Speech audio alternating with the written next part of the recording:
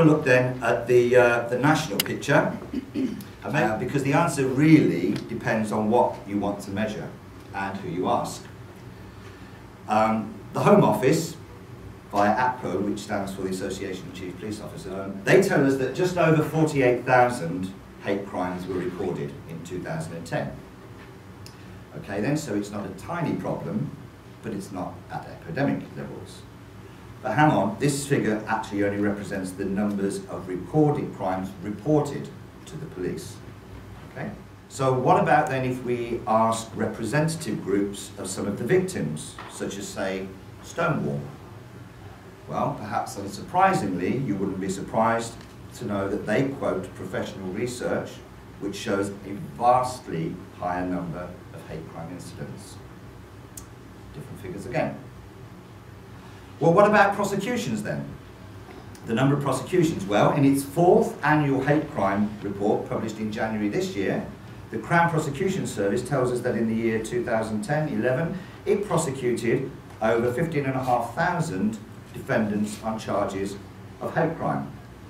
Now, that does represent an increase on the numbers of prosecutions it made in the previous year, but the number of convictions was somewhat lower, at around about 12,500. So again, it really depends on who you are and what figures you want to look at. So here we start to begin to see some of the problems involved in tackling this thing that we call hate crime. It's agreeing quite what we're talking about. Getting unanimity on the exact figures is difficult, and some of this is down to the lack of historical data and the hitherto inconsistent approach of some of the agencies concerned.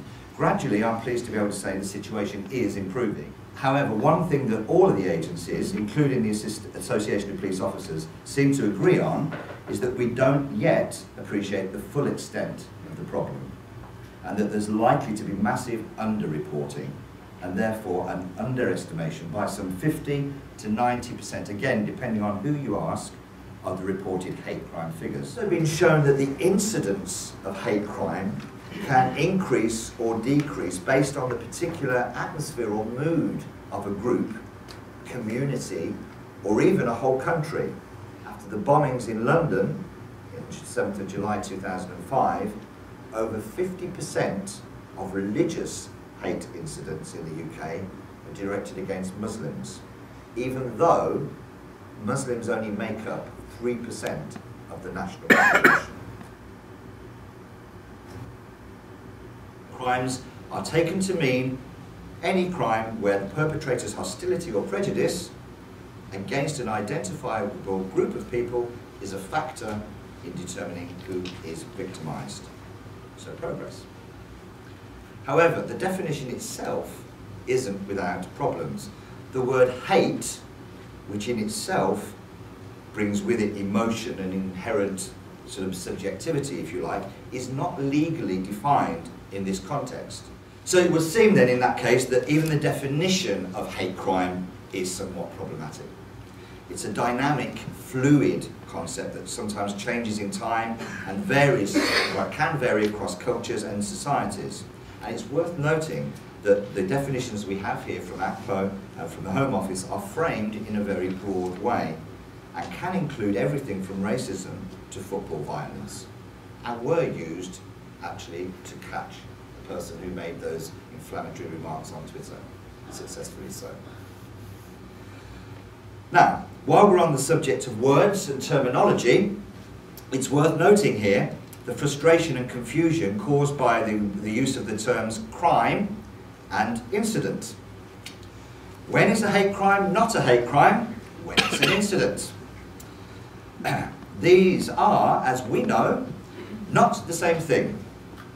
Although this important distinction is not always apparent or appreciated by the average person on the street, we cannot afford to ignore mere incidents, as it's been shown and indeed has been accepted by most agencies that what starts out as an incident can, if left unchallenged, unfortunately develop into a fully fledged crime. A disabled colleague of mine has a very good slide, which I hate, and not just because it's got an escalator on, and I don't do escalators for fairly obvious reasons. Okay, But it's a very good slide. Which it shows how this escalation can happen, how one thing can move on and can move into another, and it portrays how this can happen. The example here is taken and is one of, if you like, disability, but you can equally apply it to any other victimised group. It starts off at the bottom with what you might call individual ignorance and attitudinal bigotry, which, if left unchallenged, develops into institutionalised discrimination, where otherness is accepted and people are excluded from mainstream society. If not challenged, this can then go on to foster a climate where even more extreme acts of prejudice are tolerated, condoned, and in the worst case scenario, even encouraged. You see, it's very rare indeed that a person commits a serious, violent hate crime as a first offence. There's usually some kind of development, some kind of escalation from minor incidents into a crime which has much more devastating consequences. So it's important that such incidents are challenged. Incidents left unchallenged can have devastating cumulative effects. Phil said, I'm Nigel Laver, and I'm I suppose the person responsible for local policing in Gloucestershire is what we're terming it. This is just literally reported crime. That's national to local. I think it was 290 offences in Gloucestershire. I'm halfway down on Roger's presentation. I was speaking to our criminal justice department yesterday to how successful are our prosecutors, how successful are we as a county getting offences to court and getting a successful outcome at court. And at the moment, from a southwest perspective, let's say statistics, read them what you like, we are performing, we are at the highest level, around 83.5% of successful prosecutions. Those offences that reach the courts and that come out the other side with a successful outcome, as the court determined, is around 83.5%, which is the highest in the southwest. But that is of those offences that get to court. Or so you see disability at the top, racist crimes, race, religion, sexual orientation, and transgender. So you can see roughly the areas where those reported crimes exist within the county, again based on the 6 local policing areas. For 22 years I've been a member of an organisation called Gay Gloss, which has supported people who are lesbian, gay, bisexual, transgender.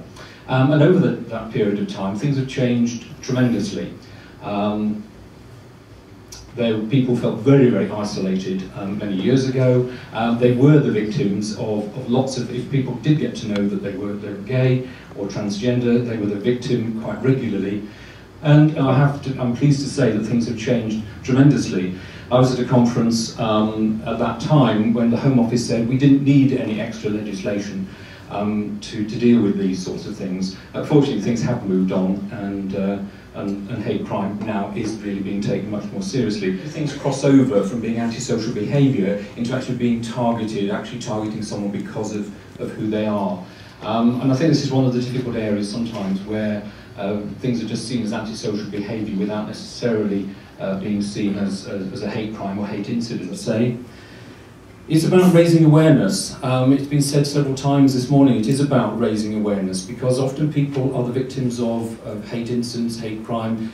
As Roger said, they put up with it, it's our lot, it's just what I expect, but actually it gradually wears people down. And we've had in this county incidents of people being bullied who have actually taken their lives, and it's a horrible, horrible thought that it reaches that stage for someone. Phone number, which is 0800 077 8460.